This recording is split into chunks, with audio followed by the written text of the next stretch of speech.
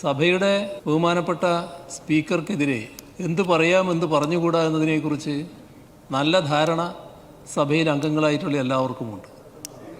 അതില്ലാത്ത ഒരാളല്ല ബഹുമാനപ്പെട്ട പ്രതിപക്ഷ നേതാവ്.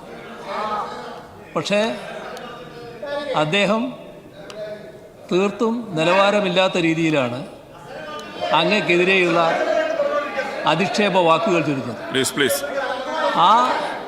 ആ നിലവാരമില്ലാത്ത നില അദ്ദേഹം സ്വീകരിക്കുന്നത് ഈയൊരു ഘട്ടത്തിൽ മാത്രമായിരുന്നില്ല. നേരത്തെ പല ഘട്ടങ്ങളിലും അദ്ദേഹം അത് സ്വീകരിക്കുന്നുണ്ടായിരുന്നു. ഞങ്ങളാരും അതങ്ങനെ പറഞ്ഞില്ല എന്ന് മാത്രം. പക്ഷേ എല്ലാ പരിധിയും ലംഘിച്ചുകൊണ്ട് അങ്ങക്കെതിരെ കടുത്ത അധിക്ഷേപ വാക്കുകൾ ചൊരിഞ്ഞപ്പോൾ അദ്ദേഹത്തിൻ്റെ നിലവാരമില്ലായ്മയെക്കുറിച്ച് പറയേണ്ടി വന്നു. സർ, ആ നിലവാരമില്ലായ്മ അദ്ദേഹം ഇപ്പോൾ വന്നതിന് ശേഷവും ഇവിടെ വെളിവാക്കുകയാണ് ചെയ്തത്. സർ, അദ്ദേഹം എല്ലാ ദിവസവും പ്രാർത്ഥിക്കുന്നുണ്ടെങ്കിൽ നല്ലത് തന്നെ. ആ പ്രാർത്ഥന എന്താകാനാണ്? എന്താണ് അദ്ദേഹം ഇപ്പോൾ വെളിപ്പെടുത്തിയത്?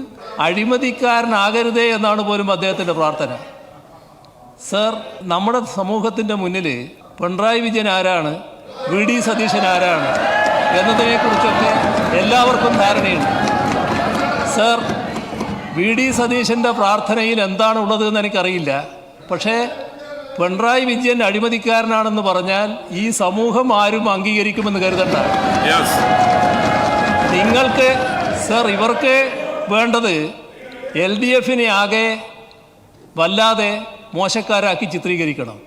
അതിൻ്റെ ഭാഗമായി LDF-ൻ്റെയും ഗവൺമെൻറ്റിൻ്റെയും പ്രതീകമായി നിൽക്കുന്ന എന്നെ ഏതെല്ലാം തരത്തിൽ അധിക്ഷേപിക്കാൻ പറ്റുമോ അതിനുള്ള അവസരമാണ് അവർ നോക്കുന്നത്. സർ, എത്ര കാലമായി തുടങ്ങിയിട്ട് ഈ സമൂഹം അംഗീകരിച്ചോ?